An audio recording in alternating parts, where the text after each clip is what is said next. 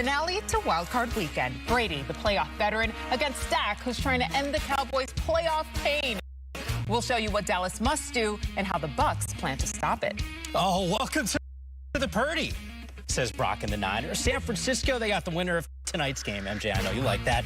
Either way, it's an epic rematch that's part of the Super Bowl journey. It took me a second, I'm not going to lie, but I am in a New York state of mind. The G-Men advanced. It's round 3 for the Giants and Eagles this season, and the QBs are the key for who keeps playing and who goes home.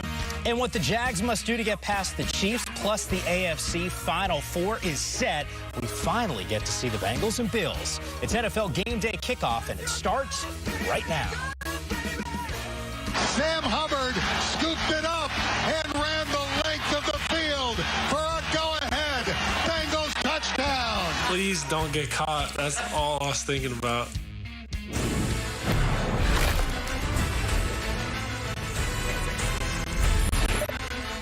All right, around here, game nights is our favorite night. Super Wildcard Weekend concludes with Dak Prescott and the Cowboys against Tom Brady and the Buccaneers from Raymond James Stadium. Guys are walking into the stadium and looking good, Tom. We'll get you ready for kickoff over the next 2 hours plus. Settle in, guys. TB12 always looks cool to me. Saturday, meanwhile, it is officially set. The Jags, they get a rested Chiefs team. Giants looking to keep those Cinderella slippers on. They haven't beaten Philly, though, in Philadelphia since 2013, and both Cincinnati and Buffalo surviving and advancing to face each other in the divisional rounds. No humming and hawing here, guys. I mean, we play these games for a reason. Anyone can go and win. We're getting after it. Welcome into Game Day Kickoff Playoff Edition, guys. I'm MJ Acosta-Ruiz. We've got Mike Yam, Steve Mariucci, and David Carr. We've been talking about this all day. The Saturday and Sunday games did not disappoint. We had epic comebacks. Hello, Jaguars. To closely contested divisional matchups. You guys know what I'm talking about. Yeah. We'll get into all of it, but let's start with tonight.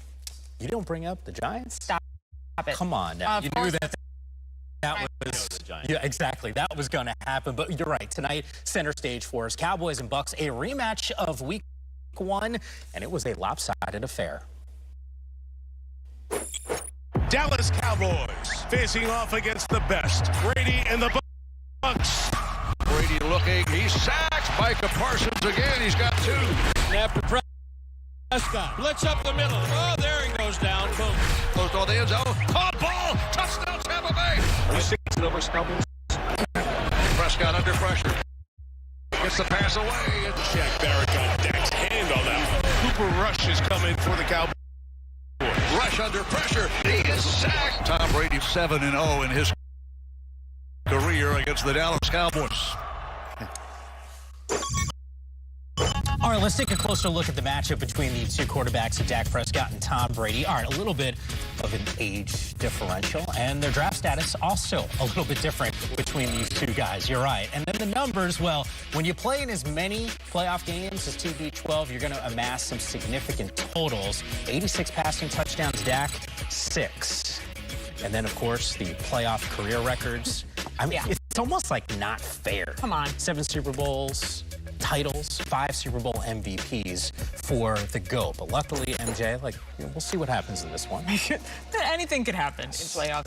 This man right here knows. Let's add one more to our starting lineup. We say hello to our Hall of Fame quarterback, Kurt Warner, from Tampa Bay. Let's start with Dak Prescott, Kurt. He led the Cowboys here, no question about that, guys, but not without some adversity. 7 consecutive games with an interception for Dak. Heading into the post, Kurt.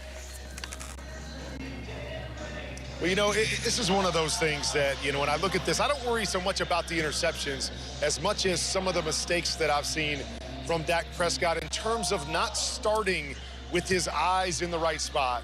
David knows as well as I do, you start your eyes in the wrong spot, it usually leads to bad decisions. And I've seen that a number of times with Dak. Tonight, they got to figure out how to get his eyes in the right spot. And I think a big part of that is going to be the play-action game.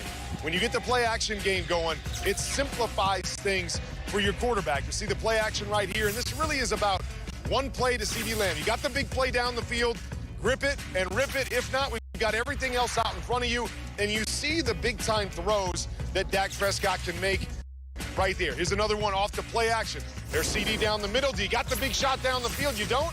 All right, this is simple. Go 2 to 3. You read one defender. We force you to get your eyes in the right spot, and we're getting chunk play after chunk play.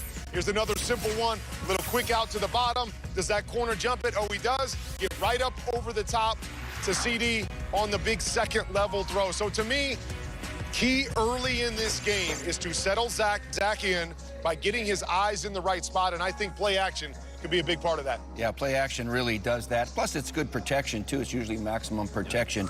And we criticize, when I say we, the media criticizes Dak a lot about the 15 interceptions and the inconsistency. Let's face it, because we expect a lot out of him. We've seen him play very, very well. He had a couple clunkers. The first one against the Bucs and the last game of the year against the Commanders were awful. And then we talk about those interceptions that he'll occasionally make. But let's face it, people, since he's been back after that thumb injury, his offense is averaging over 32 points a game. They're very explosive. He can do damage on any given Sunday or Monday, and I like Dak's chances tonight because if we get the good Dak, he can beat anybody. Yeah, exactly right. And they score a lot of points. I think that's where we kind of get stuck. We're trying to figure out, well, they score a lot of points and they move the football. Why is that? And I think Kurt did a great job laying out a plan. I think for tonight, honestly, when you look at it, make it simple. Like, cut down the reads, big shot, and you got it, or check it down and find your next play and go on. I'm going to show you. I'm going to show you what I see, right, when I watch Dak. Where I get concerned. Okay, Mooch, when we're in, like, drop-back pass mode, there's a lot of things the defense can do. They can sit in 2 deep safeties, right, and they can make it difficult, right? They can make it to where your eyes are in the wrong spot, like Kurt talked about. So right here, his eyes are going to go down the middle, and I think too long, right, because you got to get off that. Devin White's fast. He's as fast as he can. He's running with your middle guy. You don't have it. You got to get off of it. You got to find this hook player, this hook route down on the numbers, but he doesn't see the corner. Right, and he just throws it blind into this corner. It turns out to be an interception, and the corner could have picked it also if Winfield wouldn't have picked it. So that's what Kurt is saying when he sees his eyes in the wrong place. But this is what Dak can do well. Watch, this is pressure. You're on the right hash. You got a guy right in your face, and he still is able to make this nice big throw and just makes it look easy. I mean, he just whips it out there perfectly right between the numbers, and it's an easy completion. And so this is the tough part, right? If we can get him to see, right, and be sure of what he's looking at, then he's going to be fine. And I think that, to Kurt's point, if you can use play action, you can run the football, I think that makes it a lot easier, right? It's like what we've seen with Brock Purdy. Brock Purdy has been chopping it up because, you know, Kyle's putting him in great position with the run game, and we were talking about this before the show. The reads are simple. Guys are right there in front of him. You can do the same thing with Dak, and Dak's more talented. You'll have more success, so I'm excited to see what their game plan is tonight. Yeah, the pieces are in place. Kurt, and by the way, I don't know if you heard Mooch. It sounds like he wants to do an XO challenge with you at some point when you're back in kind of a showdown right so now. We'll get the showdown ready to go. But look, we're talking about what we want to see from Dak in this offense. Take me through this from the flip side here. Kurt, this Buccaneers defense, what do they need to do to limit what Dak in this offense is capable of? Well, I think it all works together. We just showed you where Dak struggles. So if you're this Tampa defense, you want to get him into those positions of struggle. So you got to stop the run. That's where everything starts with the Dallas Cowboys. The play action that I just showed. Stop the run. And then you've got to be confusing on the back end. They've got some talented players on the back end that do a good job with the skies, the linebackers walking up in those A-gaps and then popping out and bringing guys from different directions. That, to me, is going to be the key. You confuse Dak when he's getting the football. You get his eyes started in the wrong place. And then when he makes a mistake, you got to capitalize on it. When we use that play action that Kurt is talking about, we affect the underneath coverage. The linebackers and the safeties that are playing in the intermediate area. Well, the Bucs have 2 great linebackers now. I love their tandem with Devin White and Levante David. Yeah. I mean, these guys are experienced. They like to blitz. In fact, it's the only duo in the National Football League of linebackers that have 124 tackles each and over 3 sacks. Todd Bowles likes to bring them. Devin White had 2 sacks in the first time. Here he comes right now. I mean, this guy can bring it. He can tackle in space, and you don't fool him so much with play action pass.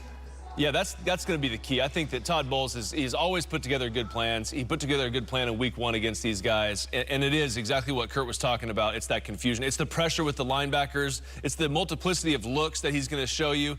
When you watch Dak play against Washington, like just recent example, right? Didn't have a great day, had a lot of incomplete passes. It looked like he was confused a lot of drop-back pass, right? This is a very simple read. Kurt's laid it out here on this show beautifully. He shows the safety backing up that throw. Should have never made it. pressure up the middle leads to bad throws like this, which should have been picked as well. A lot of times Dak gets in these modes where he doesn't really know where that next step is, right? And that's tough, man, because if you're put in that situation enough, like he was in this game, I think it was over 40 times, you're going to make enough bad plays, right? I don't care who you are. If you're put in that drop back pass scenario over and over and over against good defenses, against a good defensive secondary and good linebacker core like the Bucs, you're going to make turnovers. So simplify this thing, man. We've talked about it forever. Cooper Rush played in this Cowboys system. We saw what it should look like. You got a better player in Dak. Just play the same type of run the football play action, and I think you'll be fine. Yeah, you've been calling for